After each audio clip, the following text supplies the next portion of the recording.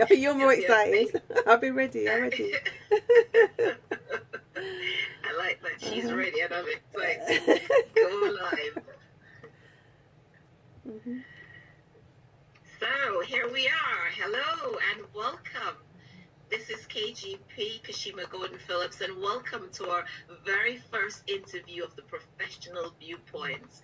We're here to tap into the minds and get the experiences, the views, tips, reviews from the professionals from various backgrounds. Our first guest this morning is accountant, author, life coach, and business owner, Karen Burke. Warm welcome to Karen. Karen, Hi. So Karen offers, first of all, accountancy and coaching services to individuals and small businesses looking to start up or those looking to restart or power up their existing life or businesses. She helps them by giving them the confidence and the tools that they need to propel forward, as well as to taking on their books.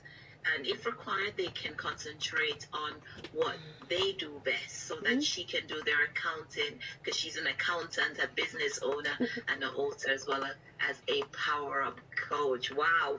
What a lot of, what can I say, talents in there. Lots of, things invested right there with Karen. Lots of profession combined together. So we're going to look at that. So first of all, Karen, welcome to the Professional. So the first questions we want to, one of the questions we're going to ask is, can you describe for us your skill set? Quite complex in a sense of starting from being a chartered management accountant. So I've worked over 20 years in the corporate world, financial institutions in the UK, and I then transitioned into being a personal performance life coach, and then transitioned into also still keeping those skills, but opening up the MindBody Therapy Centre in Forest Hill, London, as well as being the co-founder of a social enterprise as well that does a lot of work in the community.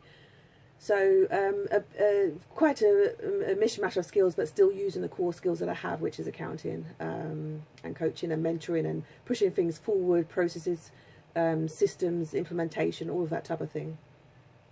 Awesome. Excellent. So you're still able to function professionally in all these areas? Yes, I still have some accounting clients from years ago, but also, I obviously do the accounting and invoice and everything for the companies as well.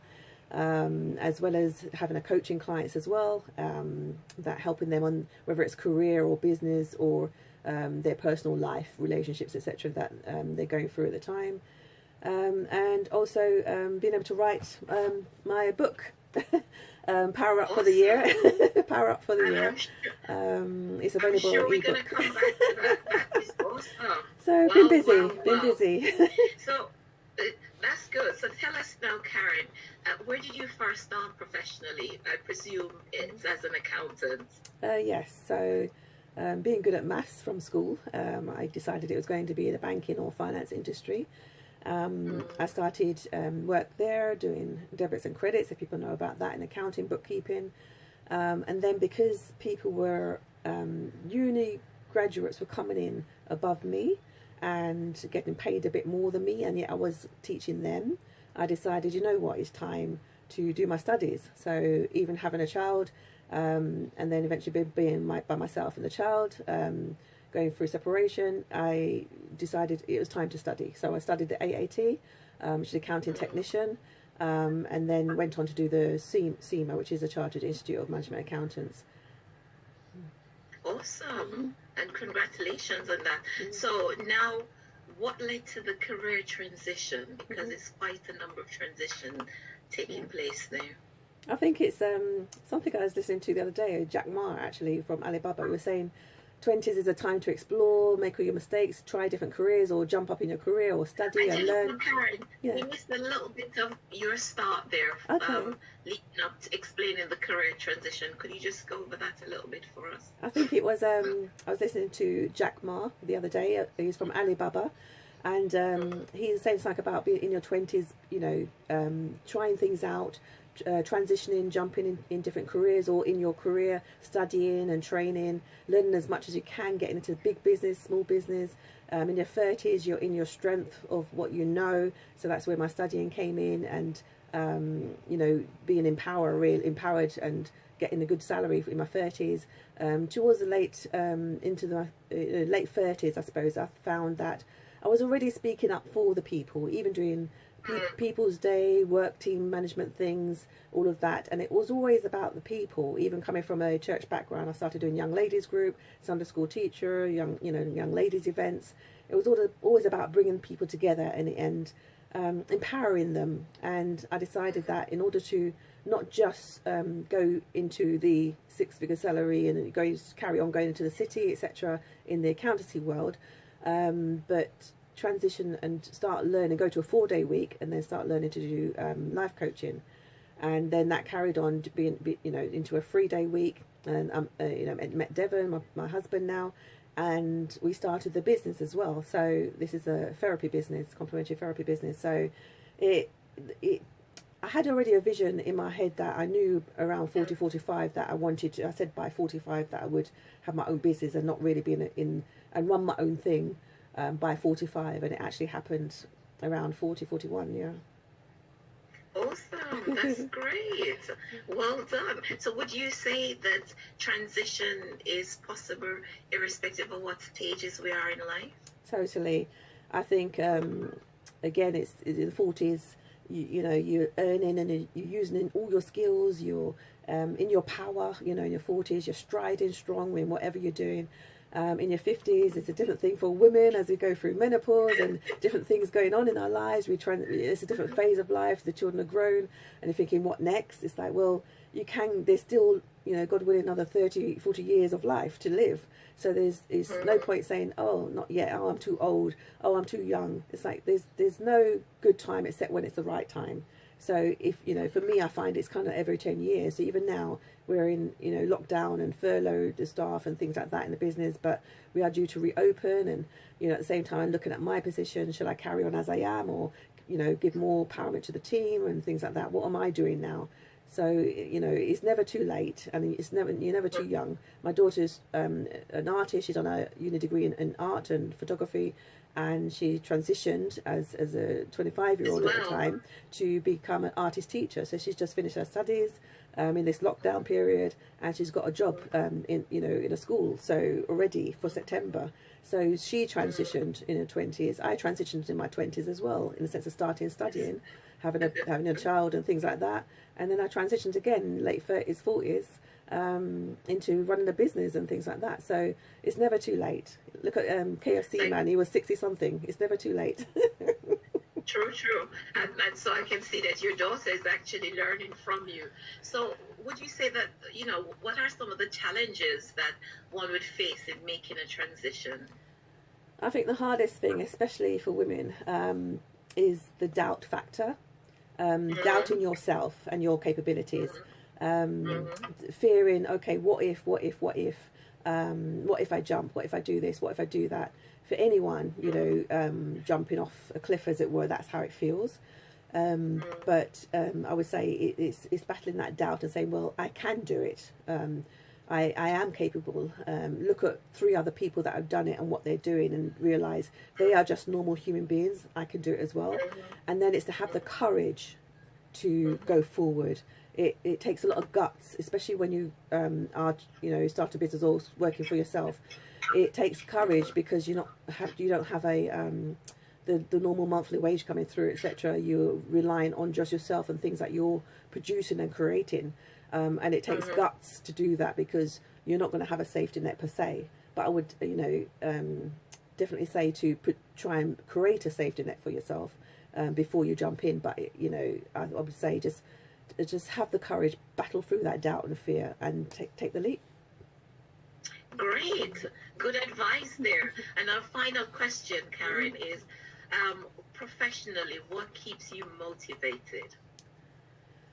Well, I would say different times, different things. You know, in the beginning, it was, you know, I think I'm going to make sure that even as a single woman, I can do this and make sure I do my studies, and I'm working and I'm taking her to nursery and school. It's like, I've got to show my daughter that this is I can get through a total mash up, heartbroken relationship situation, and get through and still stand on my feet and still study and you know, stand on my own 2 feet, rather than trying to you know, lean on the government, which I was in between anyway stage that I couldn't just lean on the government, so I had to push myself forward. So at one stage it was, you know, it was the child, it was a single, being a single situation, having to go back to mum and dad's and start again, and buy my own place and things like that. I wanted to do those things, so that was a driver factor to stand on my own 2 feet.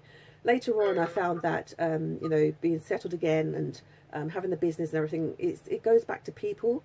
Because when people come into the centre and they say, oh my gosh, it smells so nice, oh my gosh, I'm so relaxed, when they come in frantic and then they come out, going out and feeling in a relaxed state of mind, or I've helped somebody, yeah, you know that feeling, or I've helped them with their books, or I've helped them with their life, and they say, oh my gosh, now I got clarity, or thank you so much for doing that, I don't have to worry about that, you've done my accounts for me, oh my gosh, thank you.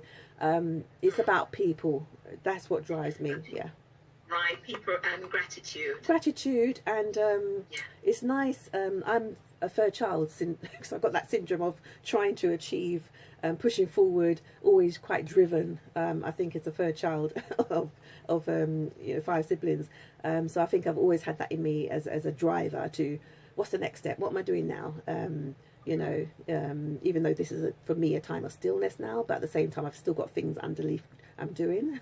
So there's always stuff I'm doing, but I think I'm quite naturally driven anyway. But if you're not naturally driven, it's just for you to have a goal, have something that you're either pushing away from, something like a fear of failing, or fear of not being able to stand up as a single person or whatever, a single mum or dad, or you're driving towards something. You need to drive towards, I want to be able to buy this house because I want to feel secure, or I know I want to finish these studies because I feel like I've got more in me to give, so therefore I'm going to drive towards that and leave a legacy. You know, it's that type of thing. I think now myself and Devon are at that stage of leaving a legacy and leaving something for the children, leaving something for people to carry on while we do a lot of other things as well. Yeah. So it's basically your legacy and goals, things that keep you focusing on life as you move forward. Yeah. These are the things that help you to, or keeps you motivated. Yes. You know, that's very good. You know, I tell you guys, if you get value, it was so good to talk to Karen. She's got so much to share with us, and I'm sure we're speaking with her again. And also we'll catch up with Devon. She spoke about Devon, so we'll catch up with Devon as well to get his views, because from a different viewpoint. If you got value from Karen today, she is available. You can write, if you've got any questions as well, you can write to us at theprofessionalviewpoint.com, gmail.com rather, and where we'll be talking, or we'll be answering questions, but we'll also be talking to other professionals like Karen, and quite possibly we might have Karen back again. So if you got any value, please click the like button, and if you are a professional and you're listening to this and you've got a viewpoint, please do not hesitate to get in touch with us at theprofessionalviewpoint at gmail.com. So thank you very much, Karen, for joining us. You're welcome. And we look forward to speaking with you again soon. Okay, thank you. See you. Bye. Bye. See you. Bye. Cool, you got that? Well done. That was nice. You got a lovely speaking voice there. Have I? Yes.